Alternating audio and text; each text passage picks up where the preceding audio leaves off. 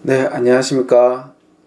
불교와 인간 네 번째 시간, 추석 연휴로 인해서 화면으로 만나 뵙게 된 점 양해 부탁드리고요.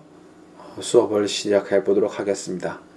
우선 저번 시간에 제가 이제 힌두교에 대한 신들을 얘기하다 말았는데, 일단 신들에 대한 이야기는 조금 더 다음 시간에 혹은 제가 여러분들 만나 뵙는 시간에 더 얘기할 수 있으면 얘기해 드리고요. 일단 오늘 얘기해 드릴 거는 아리아인들의 이동에 의해서 계급 제도가 성립되는 것을 먼저 말씀드리겠습니다. 일단 인도에서 계급 제도는 주요 4계층이 있습니다. 첫 번째가 브라만, 두 번째가 크샤트리아, 그리고 세 번째가 바이샤, 그리고 네 번째가 수드라가 있습니다. 브라만 경우는 종교 지도자인 성직자, 그리고 학자 등 힌두교 신들에게 기도 드리는 일들을 합니다. 그리고 크샤트리아 같은 경우는 왕족이나 귀족 무사 등의 사회 제도와 안보 유지해서 국가를 통치하는 일을 합니다. 그리고 바이샤의 경우는 농민과 상인, 수공업자 등 생산 활동과 관련된 일을 하고요. 수드라의 경우는 자벽과 하인, 청소부 등 육체 노동과 관련된 일을 합니다. 이때 이런 계급이 생기는 원인은 앞서 말씀드렸던 대로 아리아인들이 이동하면서 종교라는 걸 만들면서 그 종교로 인해서 계급을 고착화시키게 됩니다. 그리고 카스트 아래 카스트가 또 있는데요. 이 사람들을 불가추천민 또는 파리아라고 합니다. 보통 카스트 아래 계층으로서 불가추천민은 악마 악귀들로이라고도 이야기하기도 합니다. 그래서 보통 힘든 일을 많이 시킵니다. 흔히 일반적인 사회에서 많이 꺼려하는 일들, 즉 가죽을 다루는 일, 시체를 다루는 일, 화장실을 청소하는 일 등을 맡기기도 하고요. 그리고 고대에는 많은 차별을 받았고 격리 수용되기도 하였습니다. 그리고 파리아의 경우는 고기를 먹는 것이 허용이 되었는데 여러분들이 생각하기에 고기를 먹는 것이 왜 불가초 천민에게 허용되었는지를 보게 되면 파리아의 경우에는 더 이상 타락할 수 없을 때까지 타락했다고 해서 더러운 저주를 받아서 더러운 고기를 먹어도 된다는 인식이 인도인들의 머릿속에 많이 자리 잡게 됩니다. 인도인들의 경우에는 지금도 가보시면 아시겠지만 대부분의 사람들이 채식을 하게 됩니다. 채식을 하는데 채식을 하는 사람일수록 더 높은 계급을 가졌다라고 생각을 하게 됩니다. 그러다 보니까 채식을 하지 않는 육식을 하는 사람들이 곧 낮은 계급 사람이라고 문화적으로 그렇게 구성되게 됩니다. 그리고 또한 이제 세 번째 파리아의 경우는 모든 곳에서 격리 수용되었다고 하는데 과거에는 이렇게 되었습니다. 근데 현재는 파리아를 격리 수용하지는 않습니다. 자, 지금 인도인들의 인구 구성을 살펴보시면 지금 현재로서는 상위 카스트, 포워드 카스트에서 인구의 30% 정도를 차지하는 사람들이 있습니다.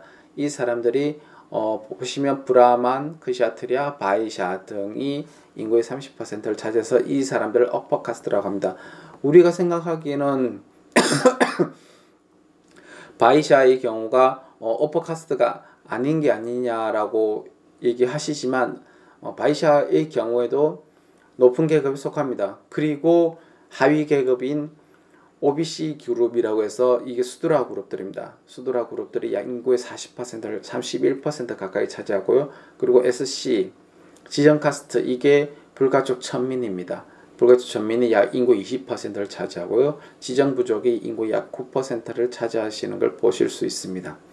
즉 인도의 경우에는 정말 하위 카스트들이 인구의 약 70%를 차지하고 있는 것을 보면 되겠습니다.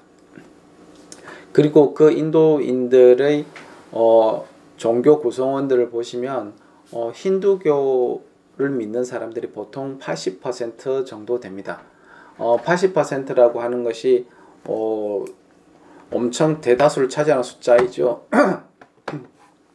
그 가운데서 SC나 ST 그리고 OBC라고 하는 하위 계급들이 대부분 힌두교를 믿고 있는 것을 보실 수 있고요. 그리고 포워드 카스트의 경우도 이제 26% 정도가 힌두교를 믿고 있고요.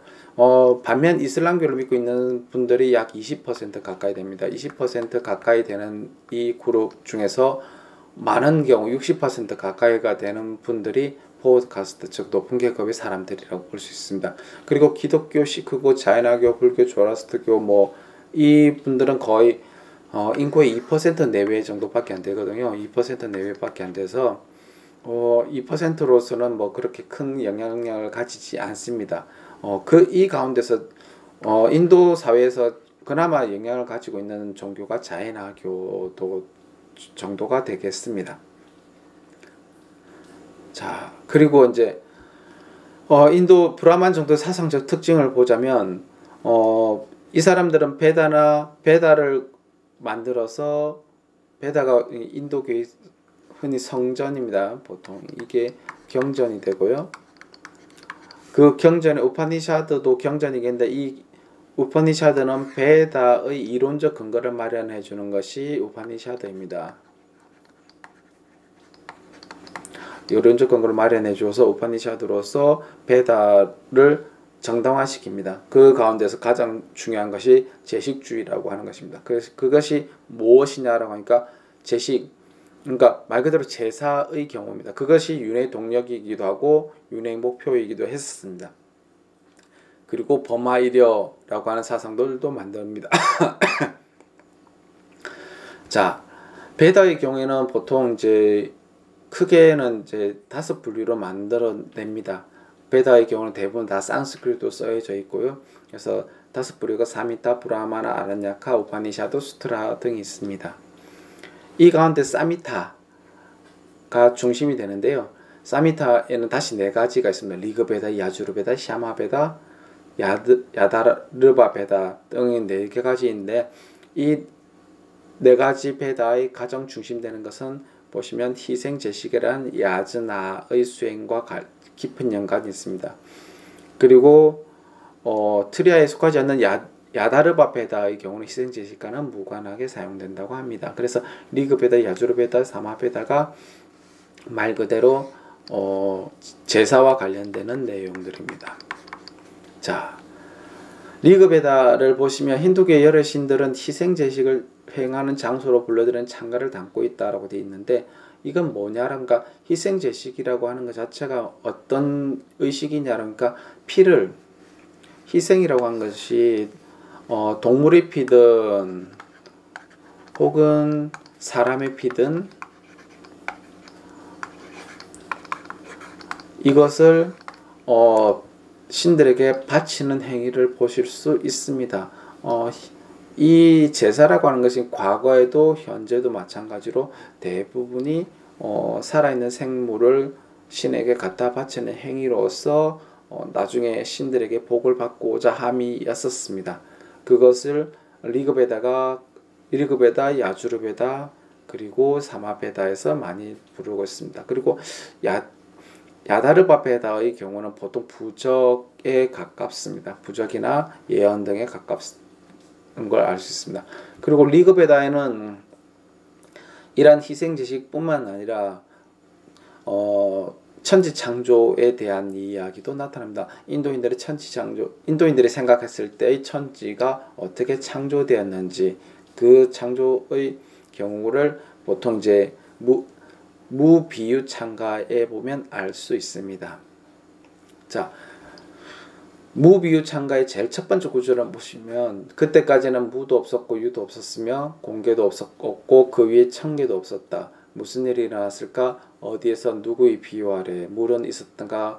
밑은 모르게 깊은 물은 이라고 해서 일단 무비유다 보다 보니까 일단 인도인들이 생각했을 때 최초에는 없었다는 것도 없었으며 있었다는 것도 없었다라고 하는 생각에 사로잡힙니다.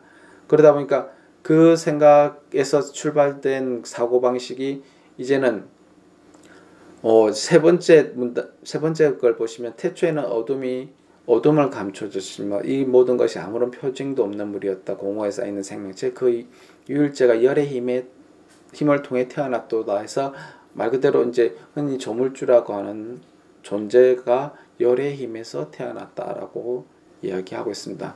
그리고 그 유일자가 욕구가 일어나서 이후에 어둠을 가로질러 빛을 만들고 그리고 밑에 있는 뭐 씨앗을 뿌리는 자, 풍요의 힘 그리고 그런 것들이 만들어졌다라고 합니다. 그런데 그 창조가 어디서 일어났는지는 그 창조주만 알고 혹은 모를 수도 있다라고 합니다. 근데 무비유창가보다 더 이제 인도인들의 가장 영향을 미친 것이 프루시아의 노래입니다. 프루시아의 노래의 경우에는 무비유창가의 경우는 창조의 얘기이지만 프루시아는 그 창조 이후에 프루시아를 뭐라고 부르느냐 원인이라고 부릅니다. 말 그대로 최초의 사람입니다. 최초의 사람으로서 이 최초의 사람이 결국엔 이 세상의 모든 중생들 혹은 모든 사람들을 만들었다라고 합니다. 그래서 보시면 프루시아는 10개 1000개의 머리, 1000개의 눈, 1000개의 발을 가졌다. 이 사방 온 세상에 변만에 있는 그런 10개의 손가락을 그 너머로 펼치고 있다라고 해서 모든 곳에 프루시아가 안 닿는 곳이 없었다라고 합니다. 그리고 보시면 프루시아 5번에 보시면 프루시아로부터 비즈라가 탄생됐고 비즈라로부터 다시 프루시아가 나왔다. 프루시아가 탄생될 때 그는 지구를 넘어 그 이면에까지 펼쳤다라고 해서 프루시아의 탄생을 얘기하고요.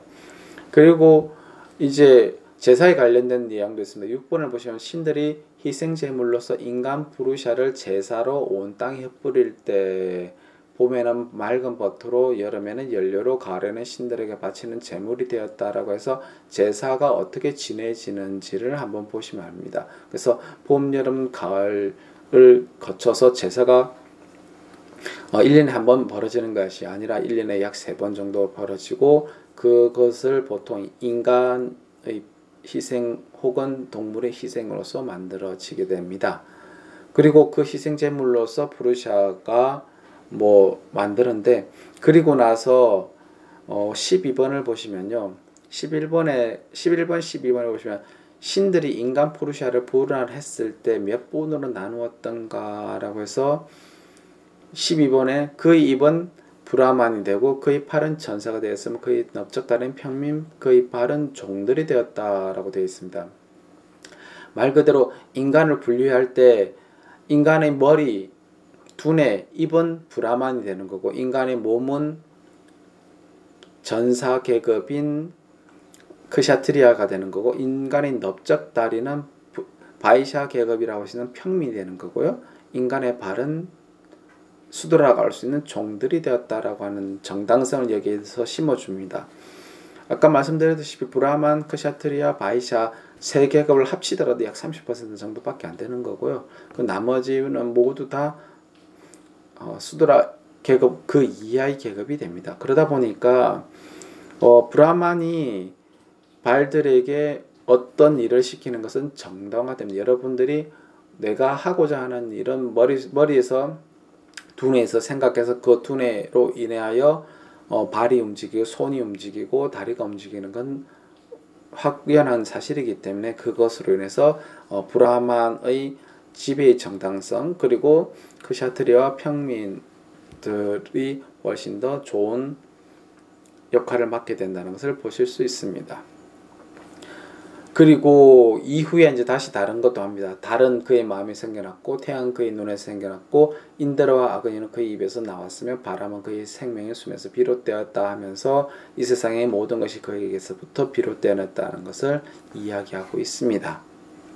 자, 그리고 이런 현대인들이 보기에 얼토당토하지 않는 이야기들이 사상적 기반을 마련해 준 것이 우파니샤드입니다. 우파니샤드라고 하는 것은 본래 스승이 제자에게 고정되는 비밀스러운 가르침이었는데 이것이 베다 성전의 이론적 근거를 마련합니다. 그래서 우파니샤드에 이르러서 우주의 근원을 브라만, 범이라고 합니다. 브라만과 앞에서 여기서 브라흐만과 위에서 브라흐만과는 좀 다른 이야기입니다. 일단 여기서 브라하마는 그 신의 브라만 신입니다. 그리고 또한 이것이 개인의 내재한 통일의 원리인 아트만과 동일한 것으로 범마이레라는 그 사상을 만들어냅니다. 그래서 신과 브라만이라는 신과 아트만을 번역을 하면 즉 나라고 보통 나라고 번역을 하는데, 그러면 나 혹은 영혼 혹은 자재신 뭐 이슈바라고도 하긴 하지만 이 나와 신이 하나가 된 상태가 깨달음의 상태라고 하는 것을 일러주는 것이 우파니샤드입니다. 그래서 우파니샤드에서는 인간의 행위를 선악의 과보라고 했으며 곧 전생의 업에 의해서 현재의 과보를 규정하고 현재의 업에서 미래의 과보를 예배하는 윤회 전생 사상을 발전한다라고 했습니다. 그리고 또한 이 윤회로부터의 해탈, 목샤도 전해진다. 이러한 윤회 해탈은 후세의 인도 사상에 매우 큰 영향을 끼친다라고 되어 있는데, 어떻게 구성이 되냐면, 보통 이제 우파니샤드의 경우에는 나와 브라만과 브라흐마와 그리고 나 사이가 나의 영혼이 동일시화된 상태입니다. 그러다 보니까 이 나라고 하는 존재는 행위를 합니다. 행위를 할 때서 이 행위를 업이라고 하는 용어를 씁니다. 업이라고 하는 용어를 써서 내가 이 행위를 어떤 행위를 하느냐에 따라서 윤회, 곧 과거생의 행위에 의해서 현재의 과보가 규정된다고 합니다. 이게 어떤 말이냐라고 하니까, 지금 과거의 나가 어떤 행위를 통해서 지금 현재의 나로서 구성한다는 것인데, 보통 그냥 간단한 예를 들자면, 내가 현재의 수드라라고 하는 낮은 계급인 사람입니다. 왜 지금 내가 낮은 계급의 사람으로 태어났습니까? 라고 묻는다면, 인도의 종교에서는 너가 과거에 악업을 지었기 때문에 지금 현재 수두라로서 태어났습니다 라고 설명을 합니다. 그리고 나서 수두라로서 태어났으니까 지금 현재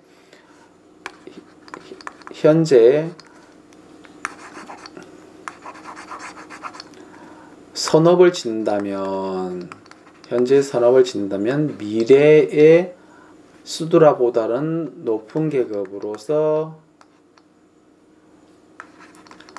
태어난다고 하는 것이 윤회의 기본적인 프로세서입니다. 그리고 이 윤회로부터 해탈을 한다는 것은 뭐냐면, 이제 아까 말씀드렸지, 브라만, 크샤트리아, 바이샤, 수드라, 불가초 천민으로 하는 이 윤회 전생을 어떻게 끊느냐, 내가 곧 해탈로서 하늘에 태어난다 하면 이 윤회 전생을 끊을 수 있다라고 얘기를 합니다. 자, 그런데 이와 같이 윤회를 얘기하는 우파니샤드의 반대에서, 혹은 브라만의 권위에 반대해서 나타나는 사상이 인도에서 펼쳐집니다. 그게 유언전 약 600여 년, 700여 년 사이에 펼쳐지는데, BC 5세기에서 3세기 사이에 펼쳐집니다. 그 전통을 사문 전통이라고 합니다. 보통 이 사문이라고 하는 사람들은 혁명적 사상가들을 이야기합니다. 그래서 한 곳에 정주하지 않고 두루다니고 숲속에서 수행하며 시골이나 도시에 가서 가르침을 살아가는 사람, 혹은 설법의 보수로 된 음식물로 생활하는 사람들을 통칭하기도 합니다. 그래서 생활의 유행에 따라서 유행자, 돈세자, 고행자, 걸식자 등으로도 분류를 합니다. 그런데 이 사문들은 각각 상가라고 하는 상가의 지도자로서 교단의 지도자입니다. 그래서 계급을 묻지 않고 출가를 인정하고 바라문과는 다른 길을 걷게 됩니다. 그래서 불교나 자이나교의 개조는 크샤트르 출신이었고, 그래서 농촌이나 농촌의 경우에는 바라문이 중심이 된 사이였고 도시는 크샤트리아가 중심이 된 사이였습니다. 그러다 보니까 어떻게 발전하느냐라고 하니까 사문의 경우는 도시를 중심으로서 발전을 하고요. 아까 말씀드렸던 베다나 우파니샤드를 거치는 힌두교의 경우는 농촌을 중심으로 발달합니다. 그래서 농촌을 중심으로서는 아직까지도 바라문 세력이 원체 강했고 그때 당시에요. 그리고 도시를 중심으로는 사문 전통이 강했습니다. 왜냐하면 크샤트리아의 경우가 문제가 되는데 크샤트리아의 경우는 정치적으로는 가장 상위 계급이었는데 종교적으로는 두 번째 계급이 됩니다. 지금 현재에도 어떤 걸 보실 수 있냐면 여러분들이 인도를 여행을 가거나 혹은 한국에서 인도 사람을 만난다고 생각해 보면 한국에서 보이는 인도 사람의 경우의 계급이 어떻게 될까를 잘 보시면 대부분이 바라문 계급입니다. 즉 크샤트리아 계급조차도 인도 밖을 벗어나는 게 엄청 어렵습니다. 지금 현재 뭐 정치가 군사라고 하지만 가장 대표적인 크샤트리아 계급을 이야기하면은 예전에 영국 식민지 시절에 인도 용병으로 많이 쓰였던 사람들인데 이 사람들이 대부분 크샤트리아입니다. 근데 현재 인도에 가보시면 이 사람들이 하고 있는 일들이 보면 바라문보다는 훨씬 더 수입이 적은 일들을 하고 있으신 걸 보실 수 있습니다. 그러다 보니까 도시를 중심으로 발달된 크샤트리아 계급이 바라문 계급의 권위에 도전하는 것은 상식적인 일이었습니다. 그러다 보니까 사문계급이라지만 사문이라고 하는 사람들을 따르는 사람들이 대부분 크샤트리아들이었습니다. 그래서 국왕도 크샤트리아거든요. 그래서 국왕과 사문 등이 친밀했던 것을 알 수 있습니다. 그러다 보니까 지금 인도의 경우에는 이제 거의 80% 이상이 힌두교다 보니까 이제 도시와 농촌의 경우는 뭐 사라져 버리고 대부분 바라문이 중심으로 된 사회를 구성하고 있는 것을 보실 수 있습니다. 근데 현재 인도는 그러면 무조건 바라문이 중심일까라고 하니까 대체적으로 바라문이 중심인 거고요. 보통 이제 돈을 많이 가진 크샤트리아, 바이샤 혹은 수도라도 돈을 많이 가질 수 있거든요. 이 사람들은 이제 금전으로서 계급이 정해지기도 합니다. 다시 넘어와서요. 이 사문 가운데서 육사외도라고 하는 사람들이 있습니다. 이 육사외도는 부처님 당시에 6명의 사상가인데 불교 입장에서 보면은 이단이었기 때문에 육사외도라 칭합니다. 그런데 당시에 부처님 당시에 62견 혹은 363종의 논쟁자가 존재했다고 되어 있지만 가장 유명한 사람들이 이 6사람들이었습니다. 사문은 왜 생겨났느냐? 바라문이 주창한 힌두 전통을 부정하기 위해서 나타나는 게 사문입니다. 그러다 보니까 힌두 전통의 부정을 하려면 일단 계급에 대한 부정을 해야 됩니다. 이 계급에 대한 부정을 하려면 계급이 아까 말씀드렸던 계급을 공고히 하는 아트만 그리고 업설 그리고 유해설을 이것들을 어떻게든 부정을 해야 하는 경우가 나타납니다. 그러다 보니까 이것에 대한 부정으로서 사문들은 많은 사상을 냅니다. 이 가운데에 육사외도의 경우는 이것을 부정하기 위해서 극단적인 방법을 씁니다. 극단적인 사상을 내세우는 극단적인 것을 말하기 때문에 현재는 그렇게 정해지지 않고 불교 경전에 전해질 따름이고요. 극단적이지 아니하고 이것을 논리로서 답한 것이 불교였습니다. 그래서 불교만이 유일하게 전 세계로 퍼질 수 있었습니다. 자, 육사외도 가운데 첫 번째 뿌라나 가사파라고 하는 사람이 있습니다. 이 사람은 하층계급 즉 수도라 계급 출신으로서 부정을 하는데 보통 도덕 부정론, 무도덕주의를 내세웁니다. 그래서 행위와 행위에 의한 결과를 부정하고 기륭합은 우연적인 사건이고 미덕이란 허구적 개념에 불과합니다 라고 하는 사상을 만들어냅니다.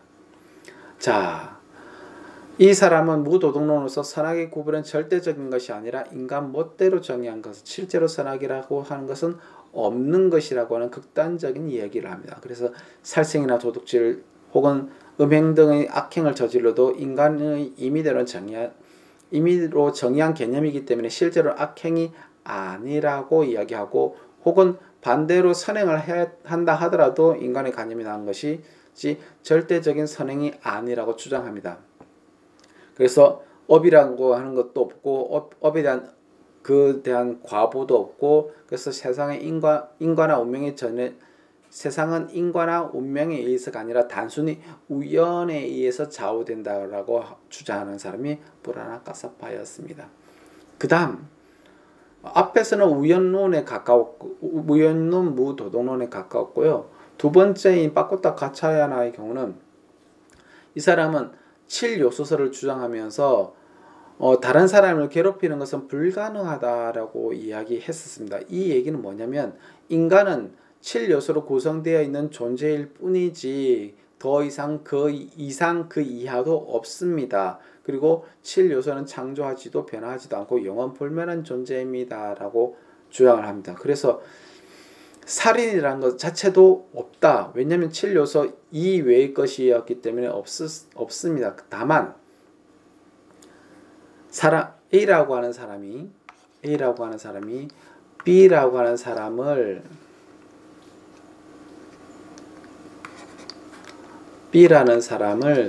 칼로 찔러서 죽였습니다. 칼로 찔러서 죽였으면 B라는 사람을 죽인 존재는 A라는 사람이 아니라 이 칼이 다만 B라는 사람의 몸의 7요소 사이를 지나갈 뿐이라는 주장을 합니다. 말 그대로 여러분들이 생각하기도 좀 어이없지만 당시 이제 업이라든지 윤회 이런 것을 혹은 아트만을 부정하기 위해서 나온 논리 중에서 많은 논리 중 가운데 하나입니다.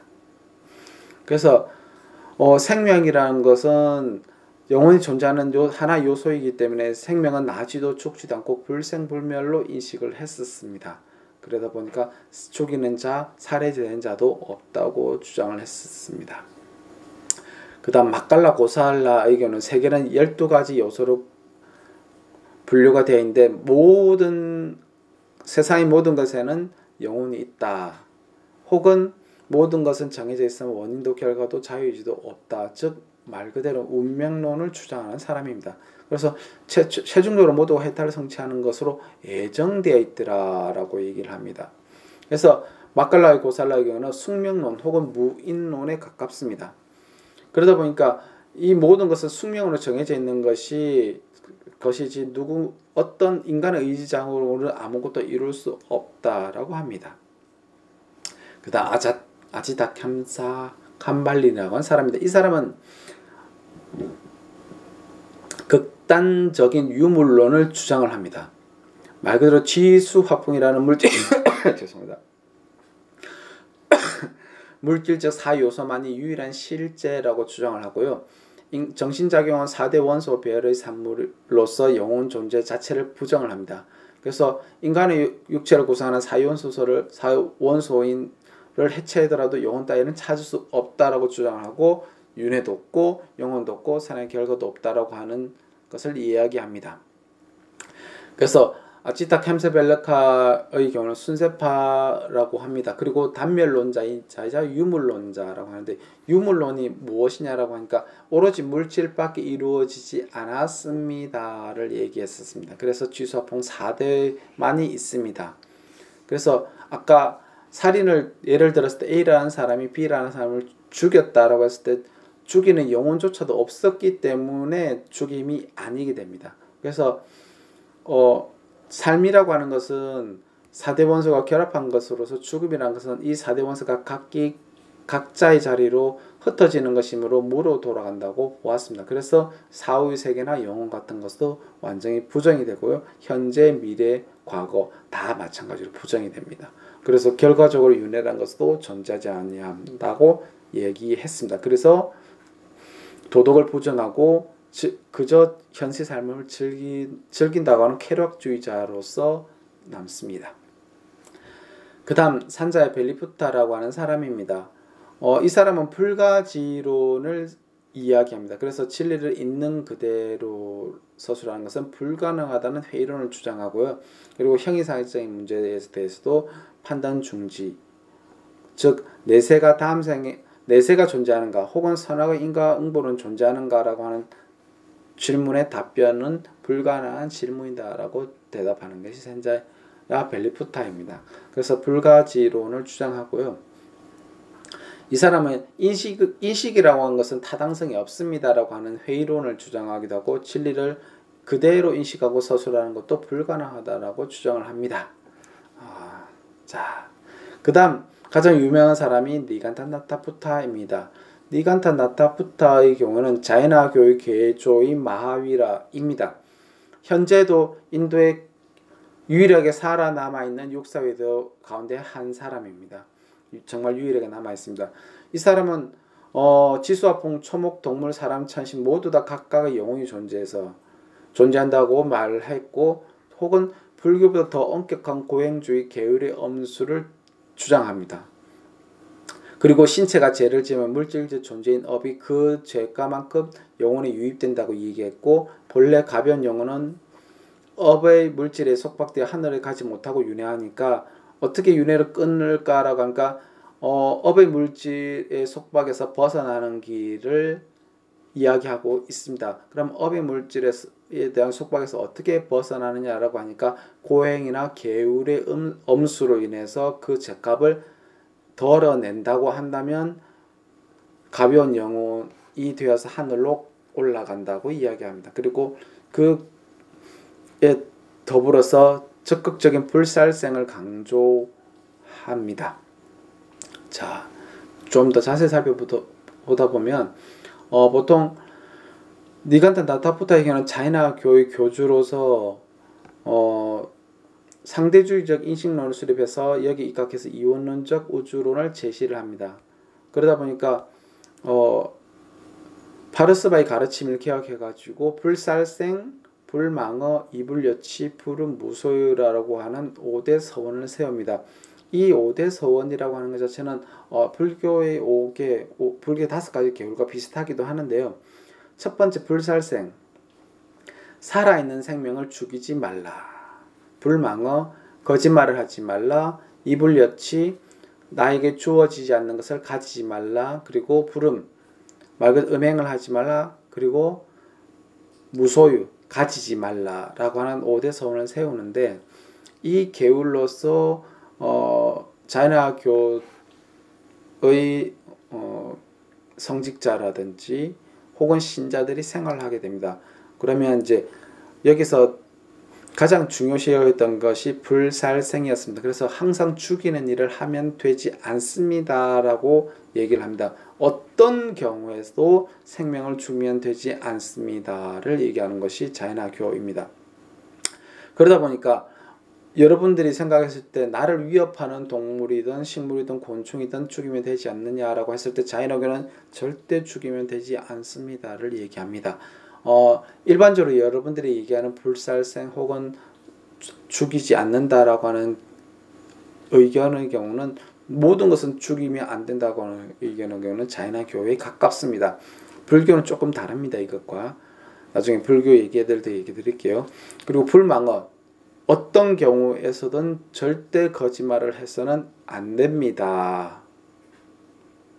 참 그렇습니다. 그러다 보니까 자이나교의 신자들의 경우에는 대부분이 살생을 하는 직업에는 절대 종사하지 않습니다. 그럼 살생하는 직업이란 건 하는 것이 우리가 여러분들 생각했을 때 군인이라든지 혹은 뭐 소를 잡는 사람 등 뭐 그런 백정을 예를 들 수 있지만 농업을 하는 것도 살생을 하는 일이었기 때문에 농업조차도 금지합니다. 농업이라고 하는 것이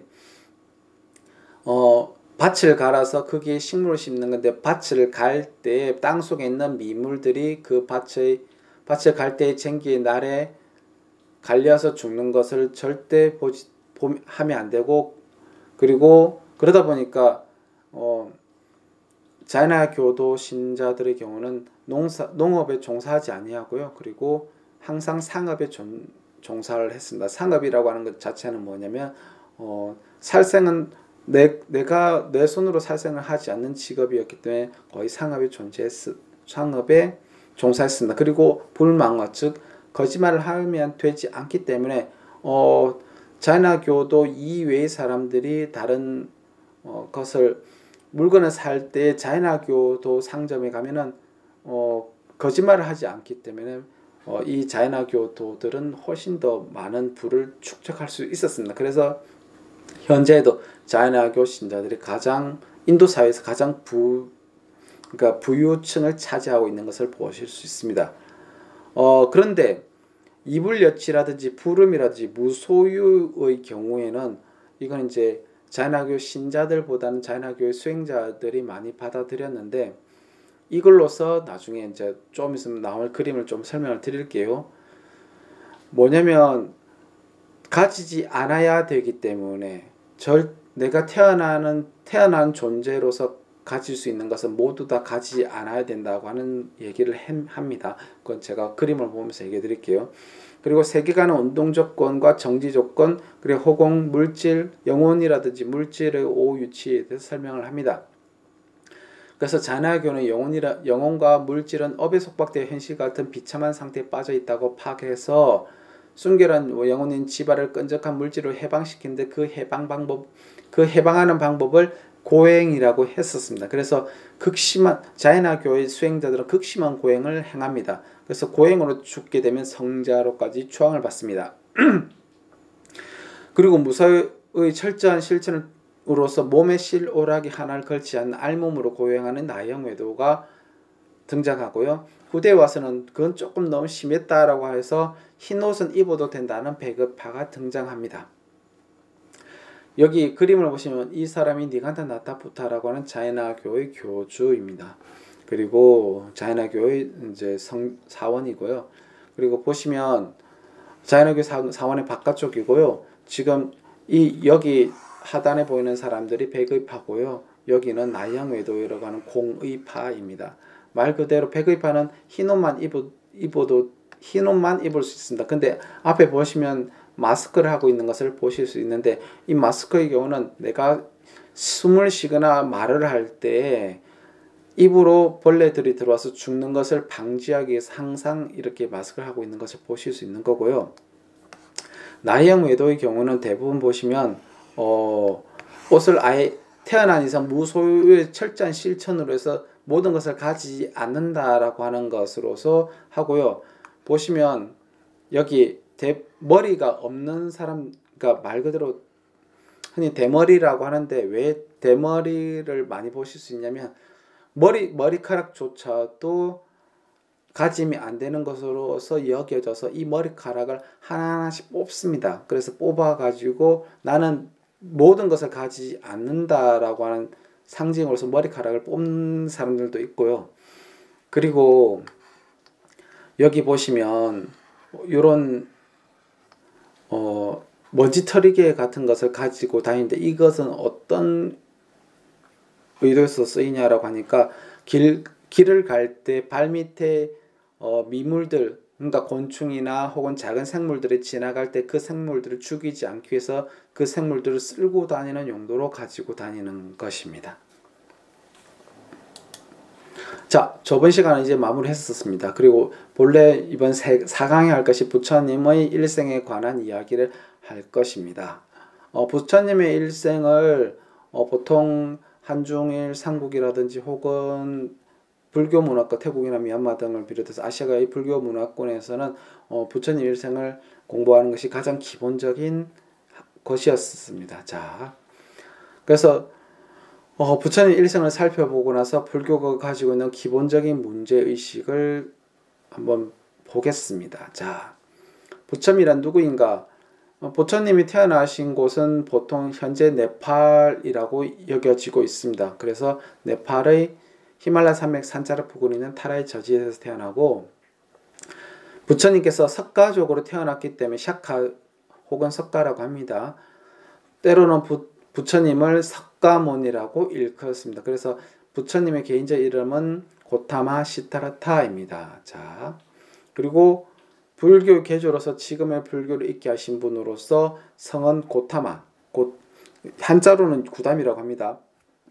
이름은 시타르타라고 합니다. 실타태자라고 합니다. 자, 그래서 불교는 지금으로부터 2600여 년 전에 인도의 석가모니 부처님으로 시작된 종교입니다. 그래서 불교라고 하는 말을 보면 그냥 부처님께서 설한 가르침, 혹은 부처가 되기 위한 가르침, 혹은 부처님 말씀이라는 세 가지 의미로 쓰입니다. 그리고 붓다라고 하는 의미는 어떻게 번역이 되면 불타, 바가번, 부도 등으로 한약되기도 하고요. 한국에서는 이제 그것을 붓다, 부처, 부처님, 불 등으로 부릅니다. 그리고 붓다라고 하는 말 자체는 어떤 의미냐면 진리를 깨달은 사람이라는 뜻으로서 진리를 깨달은 사람이라면 누구나 다 부처라고 일컬어질 수 있습니다. 자, 근데 부처라고 하는 말 자체는 본래 없던 말입니다. 그래서 중국에 불교가 수입될 때 붓다를 음을 번역해서 일반적으로 불이라고 번역을 합니다.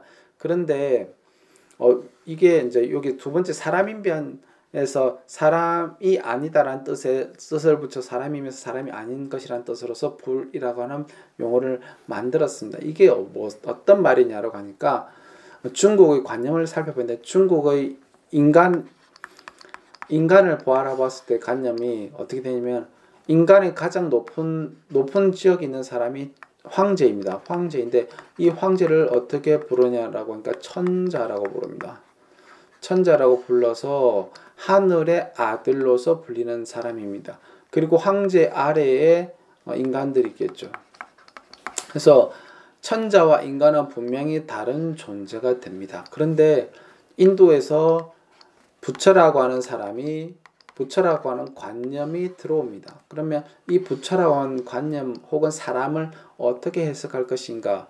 인간으로 보기에는 천자가 보기에 인간으로 보기에는 나보다 아래에 있는 존재 이것도 말이 안 될 것 같고 혹은 나보다 위에 있는 존재라고 하면 부처를 신으로서 이야기해버리면 천자에 대한 권위에 대한 도전이 됩니다. 즉 나는 하늘의 아들인데 이 부처가 하늘이 되어버린다면 나는 부처의 아들이 된다는 얘기를 해버립니다. 그러면 천자의 권위가 약해집니다. 그러다 보니까 이것에 대한 갈등이 생기는데 그래서 중국 사람들이 어떻게 생각했느냐? 부처를 사람이 아닌 것으로 만들어버립니다. 그래서 불이라고 하는 용어를 붙여서 말 그대로 고유명사화를 시킵니다. 그래서 사람이면서 사람이 아닌 것으로서 만들어서 부처라고 하는 존재를 제3의 존재로서 만들어서 이런 관념에서 피해갑니다. 그리고 후대는 불타라고도 쓰입니다. 자, 그래서 불타라고 하는 것은 깨달은 사람, 눈을 뜬 사람, 완전한 인격자, 절대적인 진리를 깨달아 스스로 이치를 아는 사람, 혹은 스승이나 존경을 받는 사람이라는 뜻의 고유명사화됩니다. 그리고 붓다라고 하는 용어 자체는 불교에서만 쓰이지 않아가지고 석가모니 부처님 당시에 여러 종교 철학자들을 다 붓다라고 불렀는데 자연화교나 바라문 계통의 종교에서는 붓다를 존중하지 않았습니다. 그런데 후대에 이르게 되면 붓다는 불교의 특징이 되면서 곧 불교를 가르쳐서 붓다라고 부르는 이제 말 그대로 붓다라고 하면 불교라고 하는 것으로서 통용이 되게 됩니다. 그래서 붓다는 오로지 한 부처님 석가모니 시다르타 태자로서 깨달으신 석가모니 부처님만이 오로지 붓다라고 불리게 됩니다. 그래서 석가모니라고 하는 말 자체는 석가족의 성자라고 하는 의미입니다. 그러다 보니까 석가문이라고 붙입니다. 그리고 나서 이제 부처님이 그러면 한 사람뿐이겠느냐라고 했을 때 그것은 아니다라고 하는 사상도 덧붙여지면서 많은 부처들이 출현하게 됩니다. 그러다 보니까 미래를 이야기하는 미륵불, 그리고 죽어서 서방으로 간다는 아미타불, 그리고 대일열애라고 하는 법신불 같은 부처들도 나와서 교단 생활을 영위했던 것을 보실 수 있습니다. 자, 이제부터는 부처님 탄생에 대한 설화인데요. 이 설화는 전설인데 이 전설이 어떻게 시작되는가를 한번 보시면 일반적으로 우리가 성인의 탄생에 대한 전설을 많이 가지고 있습니다. 기독교를 얘기하자면 기독교에는 예수의 탄생에 관한 전설이 있을 거고요. 이슬람 경우는 마호메트 탄생에 관한 전설이 있을 겁니다. 근데 이슬람의 경우는 마호메트의 탄생이 조금 메시아이다 보니까 전설까지는 아니더라도 마호메트의 일생이 곧 이슬람교 사람들이 행해야 될 필수적 과정에 들어가는 경우도 있습니다. 자, 일단 불교만 얘기하자면 보살, 여기서 보살이라고 하면 부처님께서 깨달음을 이루시기 이전을 보살이라고 부릅니다. 여기서는요. 그래서 이후의 보살의 의미는 또 많이 달라집니다. 그런데 지금 현재 지금 제가 하는 여기에서는 보살은 부처님께서 성도 깨달음을 이루시기 전의 명칭이 보살이었습니다. 자, 보살이 도솔천에서 내려와 마야 부인의 태내에 들어갔다. 그는 6개의 이빨을 가진 흰 코끼리를 타고 내려왔다라고 전해져 있습니다. 흰 코끼리는 지금 현재에도 인도인들이 봤을 때 성스러운 동물들의 상징이기도 하고요. 코끼리 자체가 어떤 상징이냐면 동물들의 왕으로서 자리를 잡는 상징입니다. 우리가 흔히 여러분들이 이야기할 때 백수의 왕이라고 하면 사자를 떠올리시겠지만 사자가 백수의 왕이보다는 인도인들이 생각했을 때는 코끼리가 더 큰 동물이고 사자를 위협할 수 있는 동물이었기 때문에 코끼리가 동물의 왕이었습니다. 짐승인들의 왕이었고 그 가운데서 흰색으로 태어난 코끼리인데 6개 이빨 타고난 코끼리가 곧 성스러운 동물의 상징이 됩니다. 사자에 대한 의미는 제가 아마 다음 시간 혹은 다다음 시간에 설명드릴 수도 있을 겁니다. 자, 다시 돌아와서요. 그리고 마야 부인 태내에 들어갔다라고 하는 태몽을 얘기하고요. 자, 그리고 부처님께서는 앞서 말씀드린 대로 석가족의 왕인 정반왕의 큰아들로 태어나서 룸비니 동산에 태어났다고 하는데 그 태어남을 이야기하는 수타니파타에 보시면 비교할 수 없는 최대의 법인 저 보살은 사람들의 이익과 안락을 위해 인간 세계에 태어났다. 석가족의 말에 룸비니 지방에라고 적혀 있습니다. 여기에 보시면 이 부도에 보시면 어떤 게 보이냐면 마야 부인 몸에서 태어나는 보살을 보실 수 있고요. 그리고 그 마야 부인이 잡고 있는 나뭇가지를 보실 수 있습니다. 그리고 그 옆에는 태어나는 것을 도우는 시종들을 보실 수 있습니다. 자, 이 두 가지만, 이 나뭇가지는 부처님을 낳게 했기 때문에 이 나무는 그때 당시는 뭐 이름이 있었겠지만 이후에 무우수라고 하는 근심이 없는 나무라고 불립니다. 우자가 근심 우자입니다. 근심이 없는 나무라 불리게 되고요. 그리고 부처님의 종족이 크샤트리아였기 때문에 아까 제가 부르샤의 노래에서 말씀드렸듯이 크샤트리아의 경우는 부르샤의 몸이었습니다. 그러다 보니까 오른쪽 옆구리에서 출생하는 것이 크샤트리아의 상징이 되게 됩니다. 아마 부처님께서 브라만 계급이었다고 하면 얼굴에서 나타났다고 얘기했을 거고요. 그리고 바이사 계급이 있었다면 허벅지에서 태어났다라고 얘기했겠지만 크샤트리아 계급이었기 때문에 몸 오른쪽 옆구리에서 출생했다라고 하는 전설로 전해집니다. 그리고 나서 부처님이 태어나시고 나서 즉시 일어나서 7걸음 걸으시고는 사방으로 둘러보고 하늘 위나 하늘 아래 내가 가장 존귀하다라고 외쳤다라고 되어 있는데 여기서 보시면 그러면 사방으로 7걸음 걸었다는 이야기도 의미가 있는 거고요. 사방을 둘러보고 하늘 위나 하늘 아래 내가 가장 존귀하다고 하는 이야기도 의미가 있습니다. 지금 현재로는 이것만 얘기해 드리겠습니다.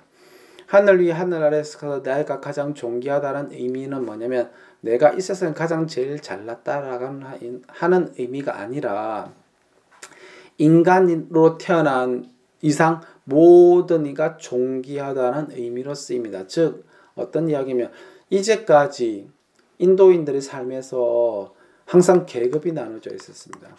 그 계급에서 일단 약 지금 현재 30%의 경우는 그나마 인감 대접을 받을 수 있는 사람이었고, 나머지 70%의 사람들은 하층민으로서 노예 계급이었죠.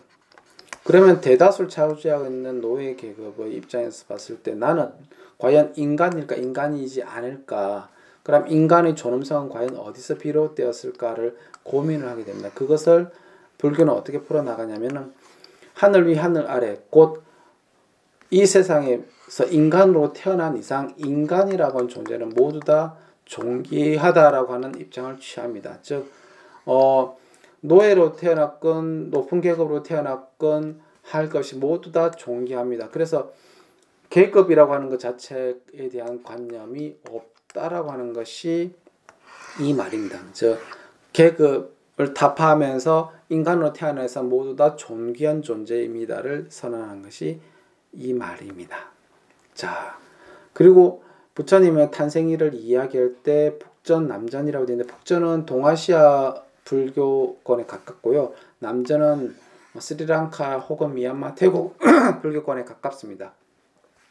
탄생일을 이야기하고 있는 것은 조금씩 다르긴 한데, 음력으로 4월 초파일 혹은 베사가월 만월일이라고 합니다. 그게 태양력으로 5월 15일이거든요.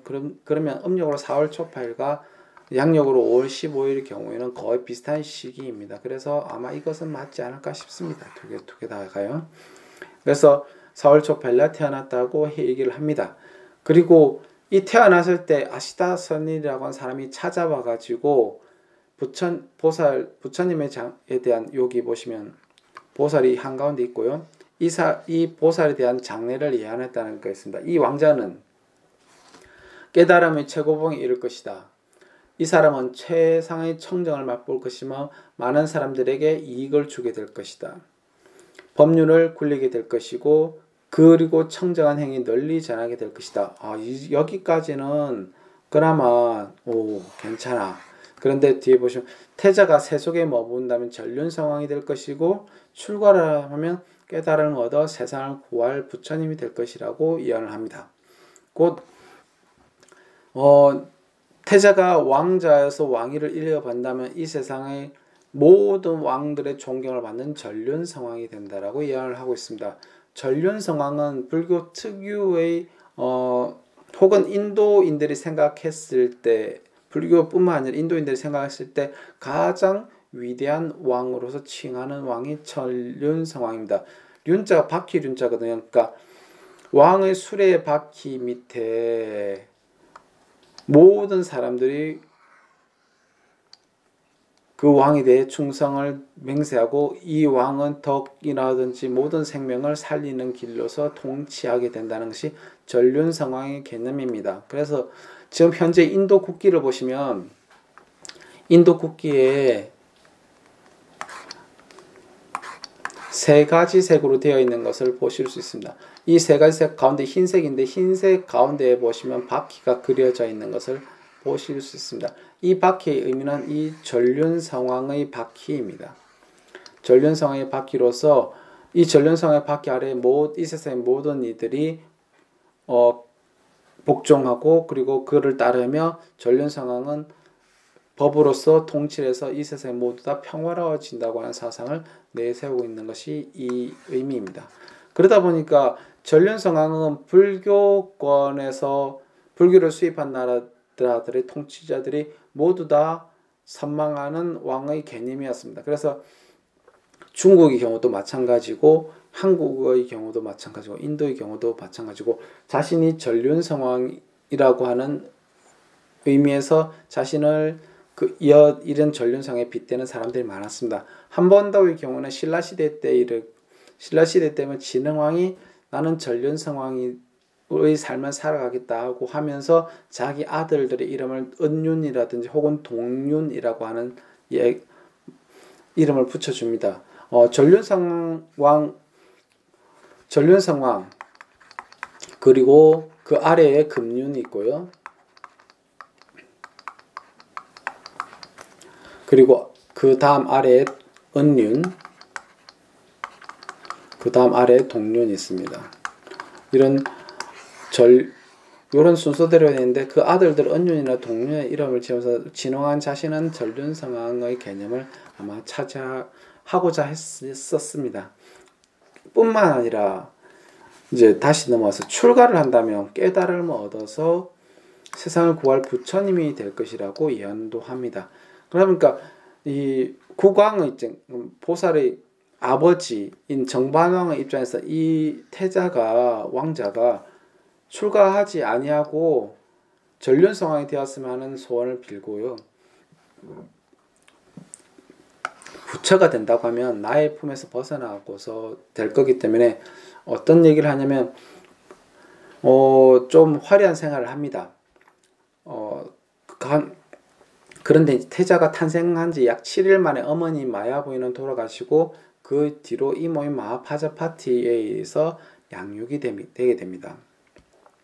그리고 당시 관습에 따라서 학문에서 무에 이르까지 모든 것을 연마해서 비범한 재능을 발휘했다라고 하는데 여기 시타라타 태자상입니다. 그러니까 부처님 시타라타 태자 보살상이라고 합니다. 보통요.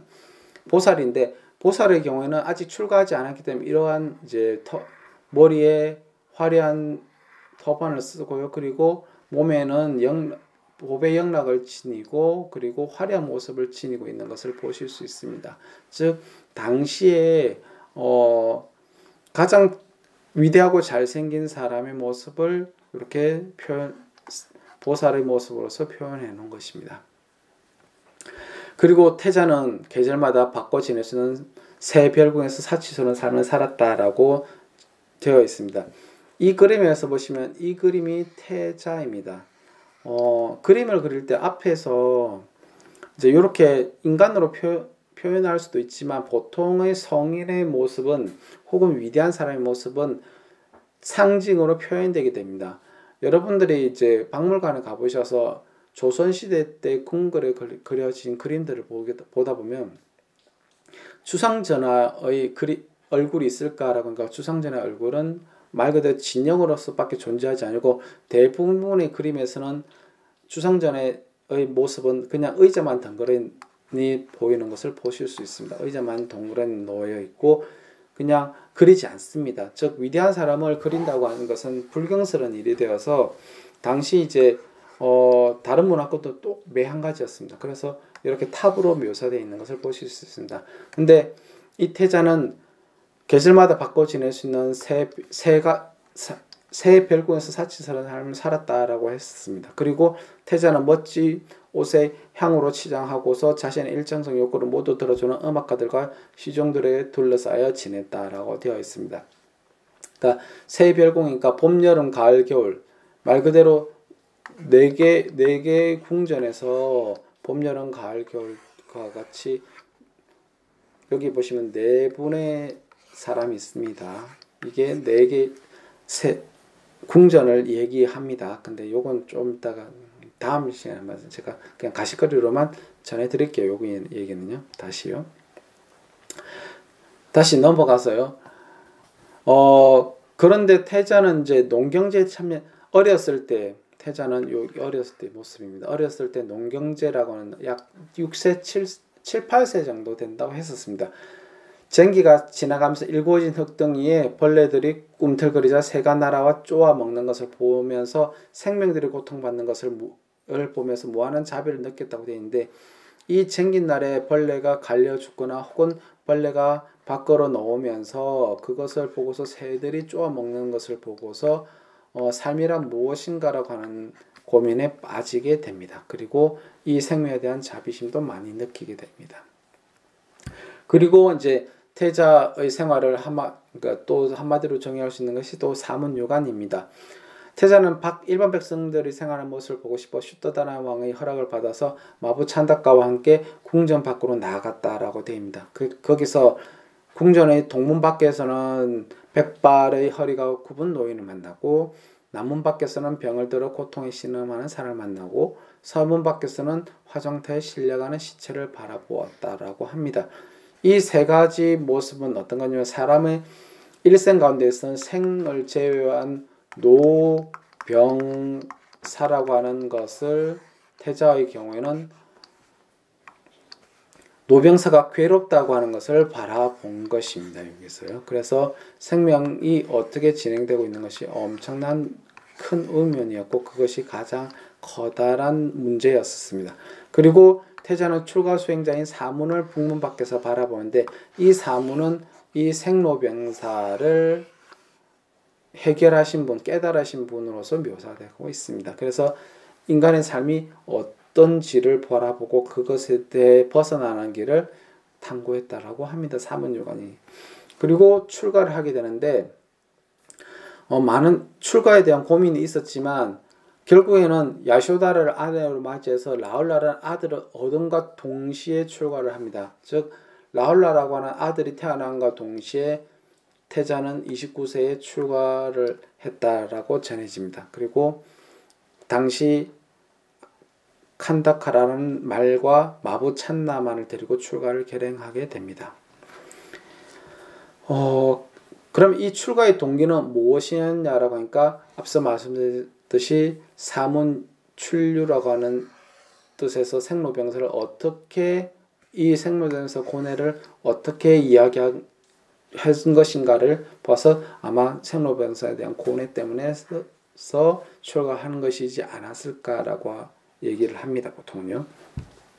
그리고 젊은 시절 마음에 품었던 인생 문제를 해결하기 위해서 출가 구도자가 된 태자는 궁전을 떠나서 당시 가장 큰 왕국인 마가다국에 이르게 됩니다. 당시 마가다국은 혁신적 사상가들의 중심지로서 많은 사상가들의 공동체가 있었습니다. 그 사상가들의 종교적 실천으로는 수정과 고행주의자가 있었다고 합니다. 대표적으로 인도 전통에서 해탈을 목표로 했을 때 아까 인도 전통의 해탈이라고 한 것은 업을 벗어 던져버리고 하늘에 태어나는 것을 해탈이라고 했습니다. 그런데 불교에서는 이거 하늘에 태어나는 것이 해탈이 아니라 업을 벗어 던지고 더 이상 윤회를 하지 않는 것이 해탈입니다. 그건 불교 얘기할 때 더 자세히 설명을 드릴게요. 지금 또 불교 얘기를 하고 있지만 다시 그러면 업을 가볍게 벗어 던져버리기 위해서 어떻게 할 것인지를 했을 때 가장 많은 사상가들이 수정, 곧 정, 요즘 용어로 해서 명상 혹은 선정을 닦는 것이 수정주의고요.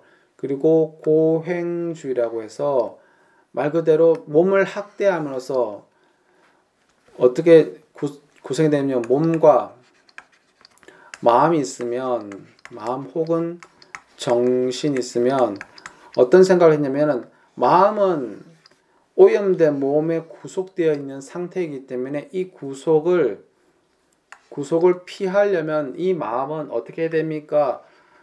라고 하니까 이 마음을 닦는 것을 정이라고 했고요. 정신을 집중해서 닦는 것을 수정주의라고 했고 고행은 어떤 거냐면 몸을 괴롭혀서 마음이 벗어나게 하는 것으로서 했었습니다.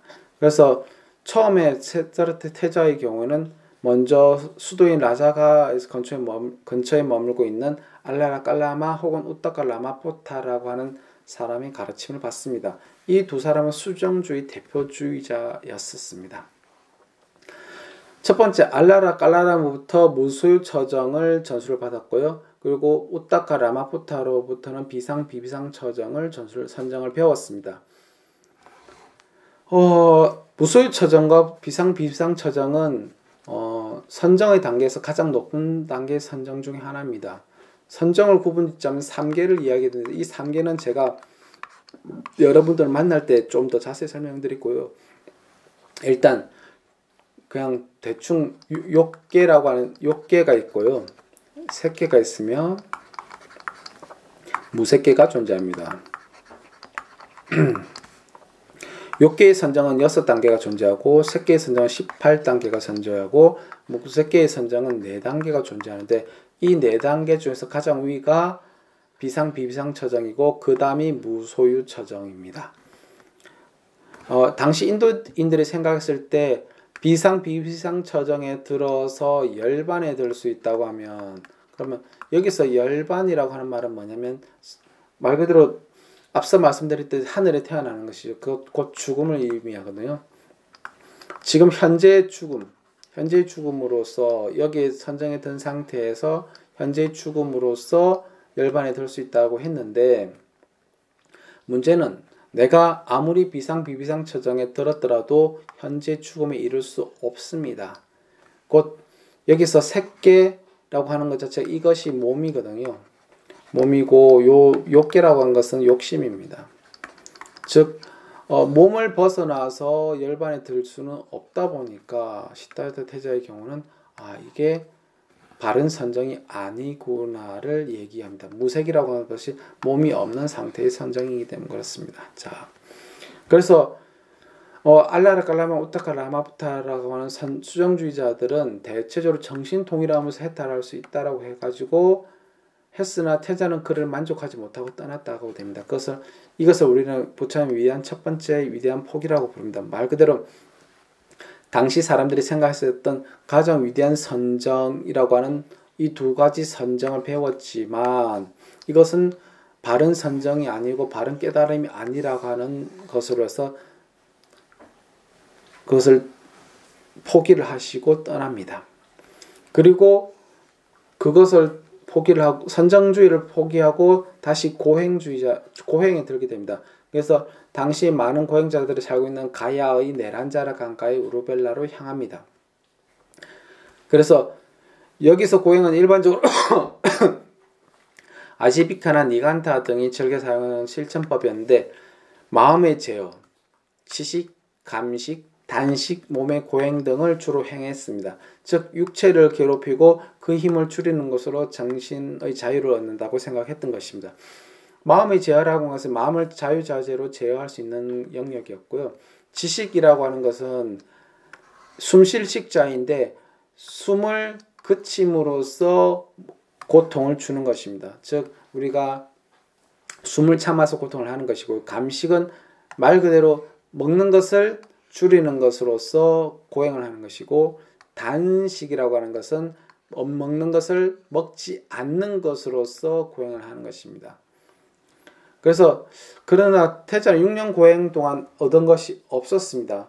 그 6년 고행 동안 육체의 자세를 유지함으로써 정신을 통할하는 요가라든지 호흡을 가지런히 해서 얼마 후 숨을 거치는 지식이라든지 음식을 극단적으로 제한하는 단식 등을 했으나 얻는 것이 없었습니다. 그때의 모습을 보여드리자면, 세조는 하루에 오로지 한 알의 참깨나 쌀을 먹고 지나가거나 혹은 전혀 음식을 끊어버리는 데 있었다. 이를 걱정한 차인들이 털구멍으로 영양분을 주위에 발휘했지만 세조는 이마저도 거부하였다. 세조는 극도로 야이어서 금빛이던 몸이 검은빛으로 변하였다라고 하면서 극단적인 고행주의일 때 상이 부처님의 고행상입니다. 이때 부처님의 경우에는 말 그대로 몸을 극단적으로 고행을 함으로써 깨달음에 이르려고 했지만 이룬 것이 없었다라고 했었습니다. 이 상의 경우는 많이 유명한 상이긴 한데, 현재로서는 파키스탄의 라호르 지역에 가신 박물관인데 그 라호르 박물관에 가시면 보실 수 있습니다. 그런데 이제 앞서 말씀드렸던 바대로 그 고행을 통해서 깨달음을 얻을 수 없었기 때문에 고행을 버립니다. 그리고 그 마을의 한 소녀인 수자타가 바친 유미죽을 먹고 강에서 목욕한 후 기력을 회복했다고 합니다. 이 모습을 보고서 같이 수행한 5사람들은 태자가 음식을 먹었기 때문에 이미 타락했다고 하면서 그를 떠나버립니다. 음식을 먹는 것이 타락, 말 그대로 앞서 단식이라든지 감식이라든지 단식이라고 하는 고행을 버렸기 때문에 타락했다라고 주장하면서 떠나버립니다.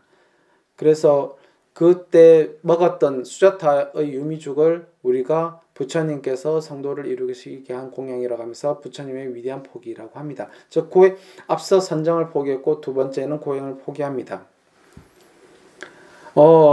여기 수자타가 어떻게 유미죽을 바쳤다는 것은 좀 또 많은 이야기들이 있지만 거기까지 얘기하면 좀 더 길어지니까 결국은 고행만 얘기해 보겠습니다. 지금은요. 즉 앞서 말씀드렸던 바대로 그냥 음식을 먹는다고 하는 것이 타락이라고 바라봤고요. 그리고 목욕을 했다는 것도 타락이라고 바라봤습니다. 뭐냐면 목욕이라고 하는 것도 어떤 얘기냐면 인도의 고행 중 하나는 몸을 씻지 않는 것으로서 고행을 하는 사람들이 있습니다. 그래서 목욕을 하는 것을 타락이라 바라보기도 합니다. 자, 그래서 부처님께서는 육체를 괴롭히는 것이 스스로가 지향하는 진정한 깨달음이 아니라는 것을 깨달았고 단순의 고행의 포기가 아닌 수행 방법을 변화시킨 것입니다. 그래서 불교만의 수행법을 창시합니다. 그래서 부처님께서는 먼저 깨달음을 이루시기 위해서 전정각산에 올라서나 산신의 요청으로 단념하고 그 몸을 부다가의 보리수 아래로 옮깁니다. 그리고 그 보리수 아래에서 7일간의 선정을 통해서 깨달음을 얻어 부처 깨달음을 얻었던 사람이라고 불리는 붓다가 되셨습니다. 이때 깨달음을 안욕다라 삼약삼볼이라고 부릅니다. 무상정등청각이라고 부르는데요. 무상정등청각을 한글로 표현하자면요. 위도 없으며 평등한 바른 깨달음이라고 합니다. 그래서 안욕다라 삼약삼볼을 얻어서 깨달음을 얻었다라고 하십니다. 이 모습을 불전문학에서는 항마성도로 묘사하고 있습니다. 그리고 앞서 여기 보여드렸던 이 사진은 보드가야에 있는 보리수 나무입니다. 이 보리수 나무는 당시 부처님께서 당시 깨달음을 이루셨던 그 보리수 나무는 아니지만 그렇다면 어떤 보리수 나무인가라고 하니까 당시 부처님께서 깨달음을 얻으셨던 부처님께서 나무 아래서 깨달음을 얻으셨던 보리수는 아쇼카 왕 시절에 그 부처님 인멸하시고 난 이후 300여 년이 지나고 어샤카 왕 시절에 이 보리수 나무를 가져다가 스리랑카에 심습니다. 스리랑카에 심어서 스리랑카에 보시면 그 대보리수 사원이 있거든요. 스리랑카에 심었는데 당시 이 보리수 인도 보드가에 있는 보리수가 시들어져 죽고 없어지자 다시 스리랑카에 있는 나무에 대한 손자를 데리고 나무의 씨를 가져와서 다시 심습니다. 그러다 보니까 이 보리수는 3대가 되는 거죠. 부처님께서 이루신 보리수, 그리고 스리랑카 갔던 보리수, 그리고 다시 스리랑카 다시 보드가에 왔던 보리수입니다. 가보시면 24시간 내내 사람들이 붐비고 있는 것을 보실 수 있습니다. 자, 그리고 여기 보시는 부처님이 석고로미 부처님인데 석고로미 부처님이 하고 있는 손 모양을 보시면 이것을 항마촉지인이라고 합니다. 항마촉지인은 뭐냐면 손을 땅으로 갖춰서 땅이 진동하게끔 했다라고 하는 전설에서 비롯되는데 이 항마의 이야기는 후대 이제 마라의 공격과 이야기를 합니다. 지금 이 시간에 마라의 공격까지 얘기하지는 않을 거고요. 즉 요것으로 인해서 부처님께서 이 마라의 공격을 물리치시고 결국에는 깨달음을 이루셨다고 하는 이야기가 됩니다. 요 얘기는 제가 다음 수업 시간에 좀 더 자세히 말씀을 드리겠습니다. 그래서 여기는 조금 더 긴 얘기이기도 하고 여러분들이 가지시는 인간적인 혹은 생물학적인 욕구, 욕망 혹은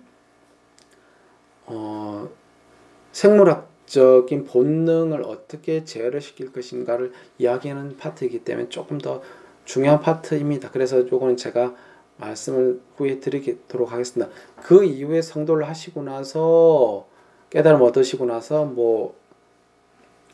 제자들에게 어떤 깨달음을 펼치셨다는 것은 이후에 이야기도 하도록 하겠습니다. 짧게나마 영상으로 말씀드린 점 양해 부탁드리고요. 다음 시간에 뵙도록 하겠습니다. 수고 많이 하셨습니다. 고맙습니다.